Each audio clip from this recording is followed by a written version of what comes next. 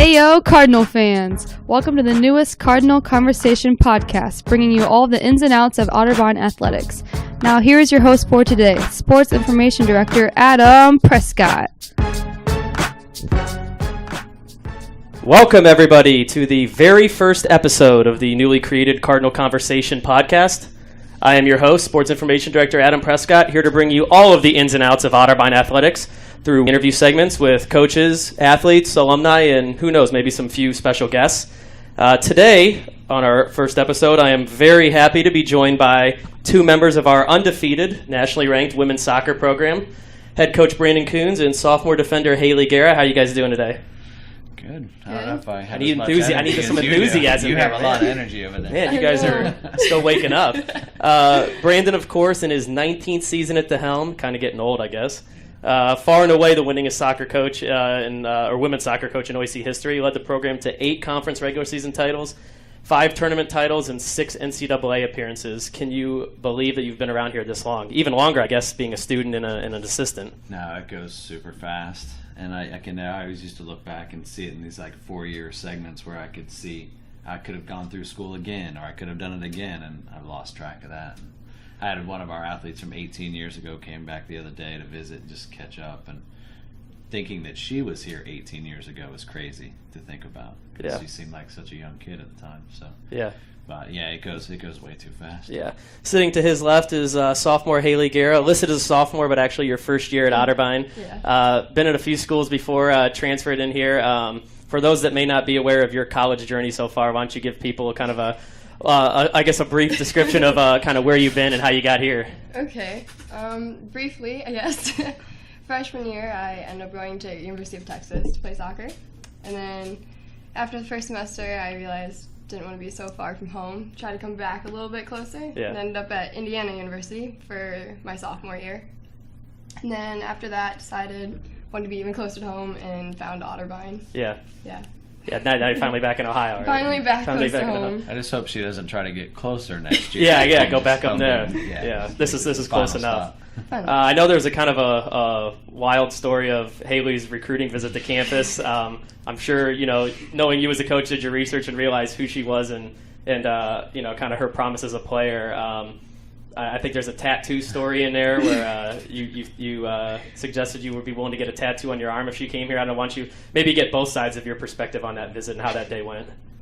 Oh, she had a little extra time because it was kind of later in the school year, so we had a little free time to kind of focus on her, and she was spending some time with a couple of players, and a couple of coaches and I were just killing time.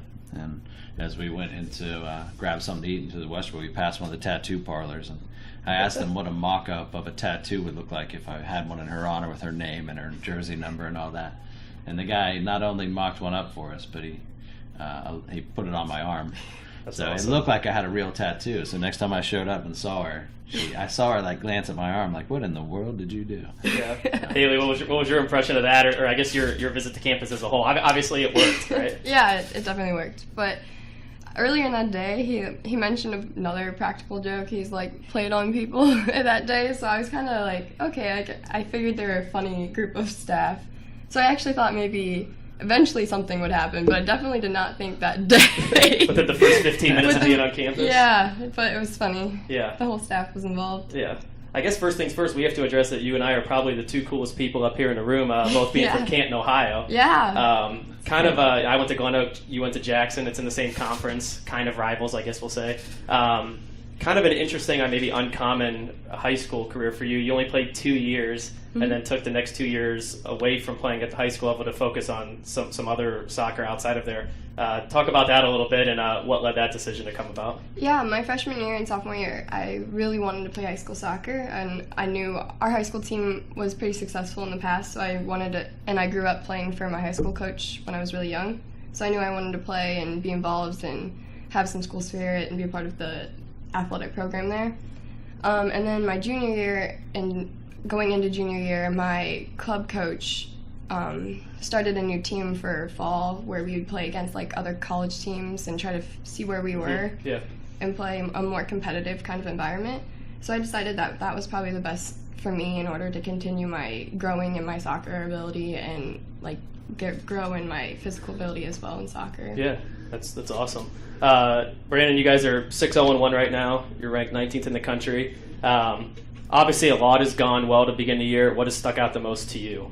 It's a largely new group. You know, we graduated 13 players last year, and you know, you always have a couple players that, you know, they get into other things in life, or they're not playing as much. So in all, we lost 16 players from last year's team. Pretty much replaced all of them with new kids, transfers, and young kids.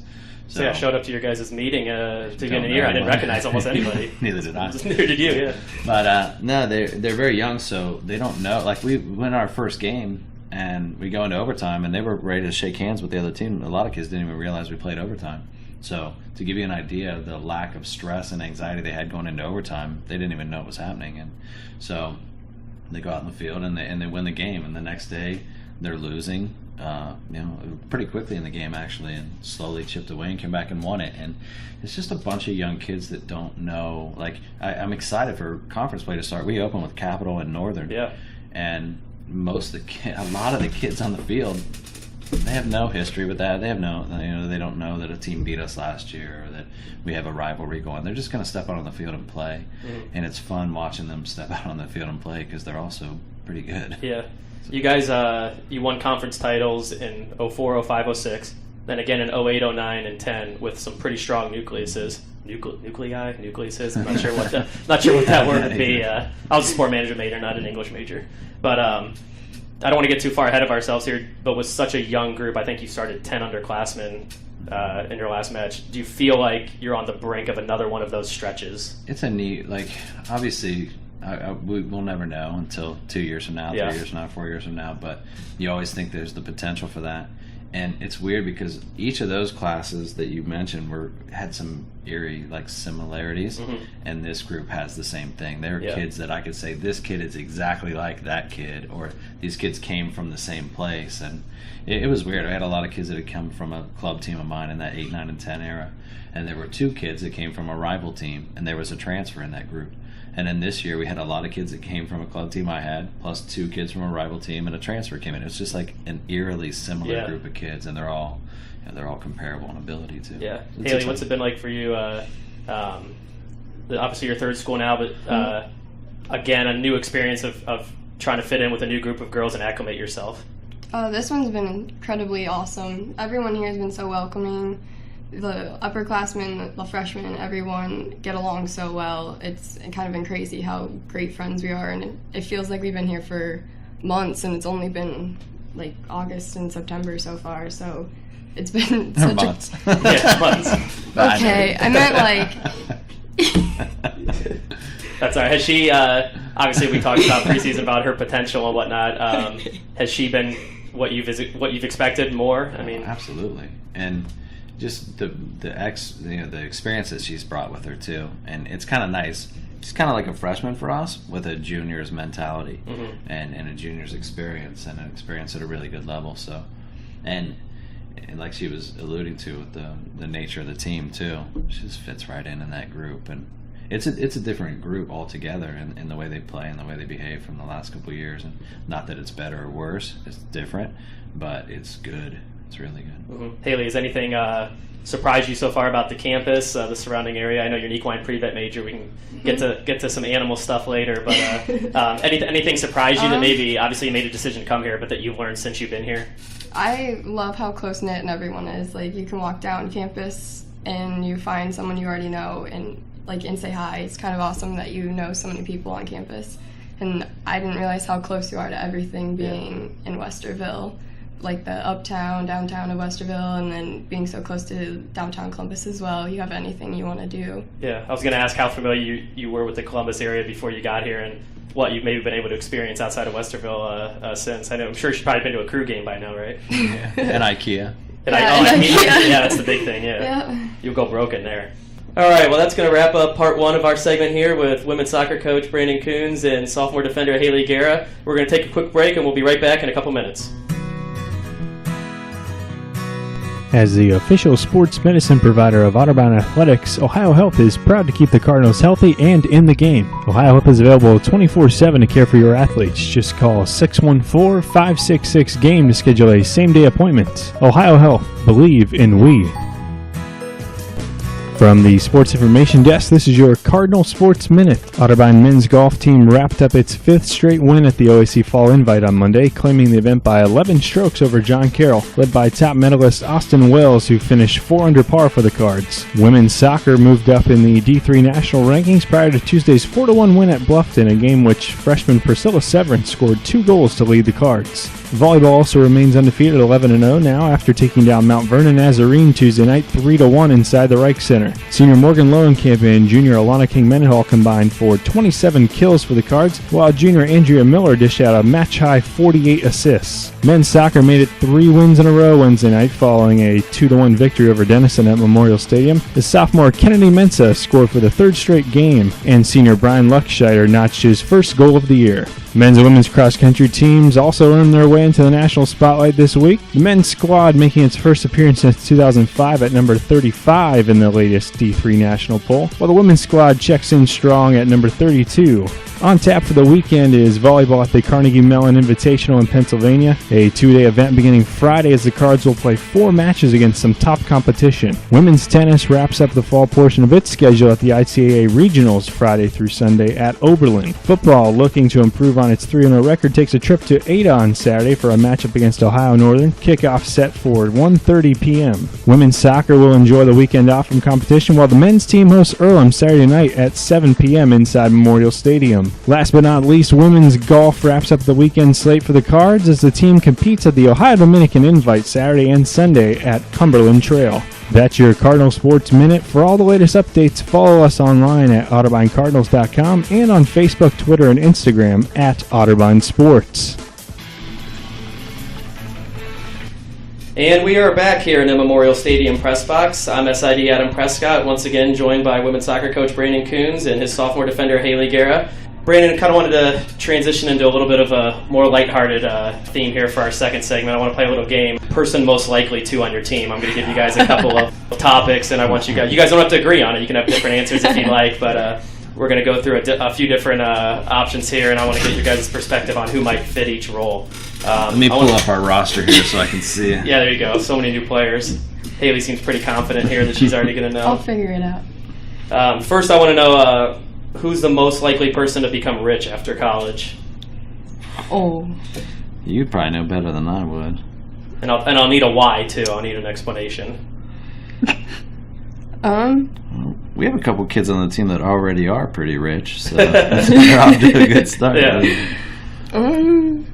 We got some really good students and kids that are doing well. X-Line's doing really well in school. Yeah, I'd say X-Line. X-Line? She wants to go be an ophthalmologist. So. Okay. Yeah. That pays a few dollars, I think. Yeah.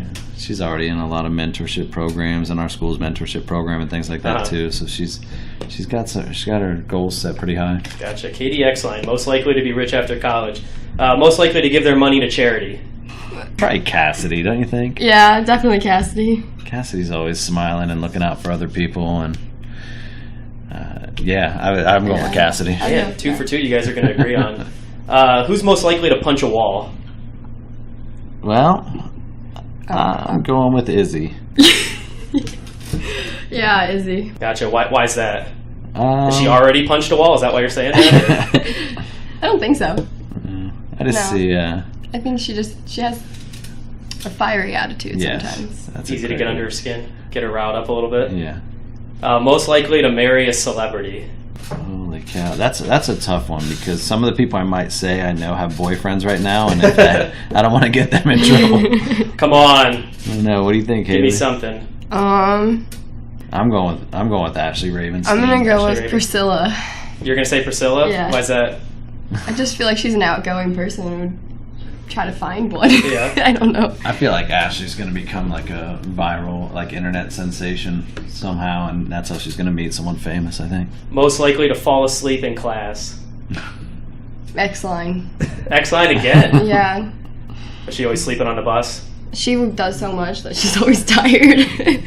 Yeah, we have a lot of kids that are pretty busy. Haleigh Bernhold's pretty busy. Yeah, Holly too. Yeah, I think everyone would do that, honestly. They wouldn't do it because they were bored. They would do it because they're working hard. Oh, Katie me both, because she slept on the bus. Yeah, there you go. Most likely to try. What'd you say? Katie both did. We went to dinner a couple weeks ago, and while we were eating dinner, someone asked where Katie was. She was knocked out on the bus. She was asleep. That's awesome. Just needed some time, huh? Yeah. Most likely to try stand-up comedy. Oh. You can't say yourself, Brandon. No, Liz Jackson. Yeah. Yeah, I could see that for sure. Yeah, she's so funny. And she's confident, pretty outgoing. Yeah. Most likely to cry during a sad movie. That was funny because that might be Liz Jackson as well too. She wears her emotions on her sleeve. Yeah. Yeah, she's not afraid to be open with people like that too. So I've seen her cry before. I don't know. I feel like you just cry in a sad movie. I don't think there's. It's probably everyone on the team. Yeah. Everyone on the team. Last one. Most likely to become the first female president. I don't know about that one. What do you think? I have no idea. I don't know. We got some. I might. No politicians on the roster. I'm staying away from the political questions. We have You're a smart man. You're a smart man. There's some kids that have some pretty good political thoughts right now on both sides, really. So I'm trying to stay out of that. Gotcha. Gonna plead the fifth too, Haleigh? Yeah. I guess. Plead the fifth. Here with Brandon Koons and Haleigh Guerra on the women's soccer team, hanging up on the top of the press box overlooking a sunny Memorial Stadium at the moment. Just a reminder that today's podcast brought to you by a few of our corporate partners, Ohio Health, Roush Honda, Jets Pizza, MSA Sports, and BMI Credit Union. Brandon, not only are you guys off to such a great start, but latest tally I did, Fall Sports, a combined record of 25-2-1 right now. 3 teams are undefeated, 3 teams are nationally ranked. You know, Haleigh alluded to how close-knit our campus community is, specifically our athletic department. I'll take it a step further. You've been around here a long time. I know you've told stories about men's basketball, players ball boying at your soccer matches. What's it like when everyone starts to encounter success and it just, the mood of this department kind of really starts taking off?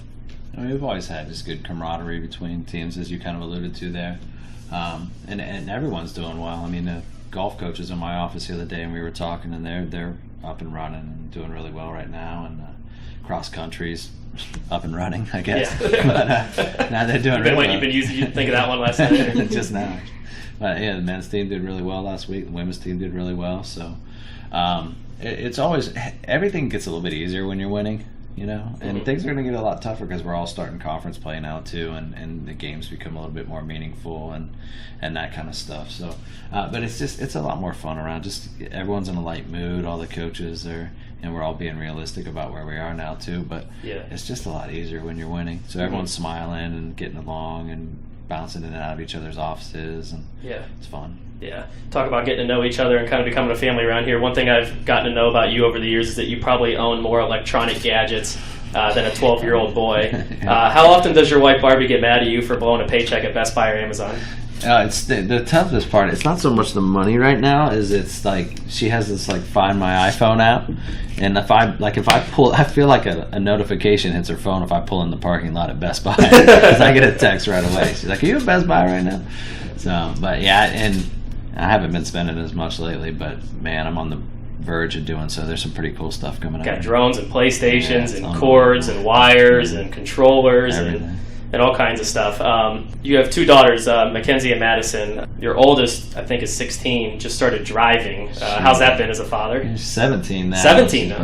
No, that's scary because she's obviously looking at schools and she's set on coming here. But it's different because once they start driving, I kind of feel like they're adults now. Yeah. She has a job and she's on her own a lot of times, doing homework and taking care of herself in a lot of ways. So it's pretty exciting. Yeah, it's different though. It's weird because I used to, especially because I started coaching when I was pretty young. I was only 26 or 27 when I was coaching the women's team here when I first started. So I still knew a lot of the girls from when I was a graduate student here, and I would see them on campus. So I always kind of viewed them as people that were my age. Yeah. And now that I have a child that's about to be here, I start to view them as kids, and it's weird. And you ask me how, I've been here for a long time, but yeah, I do. I see them differently, and a lot of that has to do with watching my own kids grow up. I know there's been kind of a new thing with your guys' team doing British accents. It feels like it's just completely taken over. Haleigh, I heard that you were kind of the last one to the party, a little resistant at first. Can you give me your best British accent? maybe 20 seconds like you've never met me before, and you're coming to campus and you're just introducing yourself for the first time? Well, I can't do it on command. Mine more comes out because someone else says something, and then I can't not respond like it. Yeah. I don't like it. Man, we're gonna give you. I'm gonna ask you to do it again. Here, Brandon, I heard not that good. you've got players sleep talking in a British accent, or what am I hearing now? I was telling Jason about it, our men's coach, especially because he's British. He's got his own, yeah. I told him that I wanted to hear him with a good American accent, and because it's in no way poking fun at anything. Like, I listen to a lot of soccer, like talk radio, and it's a lot of British guys. And by the time I get out of the car and I walk in the office, I've just got that in my head. And if I don't, one of the other coaches walks in and they do, and then it's for the rest of the day you can't stop. And so I told Jason, I said, hey, just to even it out, you should use a good American accent. Yeah. And he borrowed something from me yesterday, and he was like, "Oh, right, thanks, buddy." It was his water. Yeah. I'm learning for them all the THs are Vs, so like weva and together, things like that. So I'm not very good at it. It's easy to pick up now. But the whole team we had a girl answer a question in class, and she's so used to doing it now. She answered a question with a British accent in class the other day, and didn't even realize she was doing it. So that's awesome. All right, Haleigh, I gotta hear. Tell me your name. Recite your name, or give me one sentence in a British accent. Honestly, I can't do it. I don't know. It only comes out when it just has to come out. It's like only in questions. I'll ask you another question really quick. You're an equine science pre-vet major. I guess talk about obviously your love for animals, or what's led you to kind of want to pursue that profession. I've always been around animals. Both of my parents grew up from like either farming backgrounds or my other grandparents had a horse farm. So I've always been around animals and 10 dogs all throughout my life. So I was going to ask if you're going to become a crazy cat lady when you're older. No, I'm a dog person. No cats? But okay. Yeah, so I was always around them, and I knew I wanted to go somewhere in the medical field, and science has always been my background too, so I decided to combine the two. Yeah. Go into veterinary medicine. Gotcha. All right, Haleigh Guerra here, chickening out on doing a British accent. I would do it if I could. If you could? Man. Who's the best on the team at the British accent? Or who does it the most? I think the coaches are doing it the most, because I told you, like, I'm not doing it, but Chad will show up or Andrew will show up and start doing it, and then literally for the rest of the day you can't stop. And it's like the kids are doing now. Sometimes I don't even realize I'm doing it. And yeah, it's definitely the coaches. It started with Izzy because she asked questions, and the end of it sounds like a British accent. So I think that's where the team started it, and then now it's just kind of stuck. Yeah. You can't stop. You feel like as players, I've been around the program for a long time. I know it's a very lighthearted group, and when it's time to play, it's time to play, and when it's not playing time, you can relax a little bit and enjoy each other's company. Mm-hmm. You think that kind of helps you guys kind of one and the same on the pitch and off the pitch? Yeah, I think it definitely helps. And knowing like the difference and not being in a it's always competitive, our environment, but not being in a stressful environment all the time allows you to relax and like get back into it. And then when you step on the field for a game or like for practice, like when you're actually playing in practice, we're always serious and taking it like as a competitive environment as well. But being able to goof around with each other allows you to build friendships, and that really makes the team work how it does. Yeah. What do you kind of see for this team going forward into conference play? Obviously a lot of things are going well so far, but it's just going to get tougher from here. I guess first question, what are you going to do with your weekend off? You have a weekend off here, and then I'm sure it'll be time to get back to work on Monday. Yeah, definitely. It's nice to have a little bit of a weekend off. Nice time to catch up on the homework and sleep. That's the podcast answer. Homework and sleep over the weekend. Yeah. But yeah, we're excited for conference play. We're going to take it one game at a time. Each game is important. Once you get into conference, every game counts toward the end and where you're placed and where you get to go into the postseason. So just making sure we take it one at a time. Yeah. Having a young team helps too. Yeah. Brandon, your thoughts on moving forward before we wrap up here? I think she nailed it. I'm trying to ground this group and tell them, one game at a time and see it that way. We won our first 2 games, and on the way home we stopped at a restaurant, and a lot of the freshmen were asking me what it's like in the NCAA tournament. Do you get more money for meals? Do you stay in better hotels? And I was like, whoa. We won 2 games. Yeah. Like, calm down a little bit. So it's neat, though. They're excited and that kind of stuff. But yeah, just trying to keep people grounded, especially as we're a week away now from conference play. And so part of you probably likes that attitude of maybe not knowing any better and being able to relax when it's scoreless in the 80th minute. Yeah, I do. I love it. But I just want to make sure we're not counting our chickens before they hatch. Yeah, for sure. That's going to do it for us here in the inaugural Cardinal Conversation Podcast. I'd like to thank both of our guests, women's soccer coach Brandon Koons and sophomore Haleigh Guerra. Best of luck to you guys going forward this season. We'll see everyone again soon.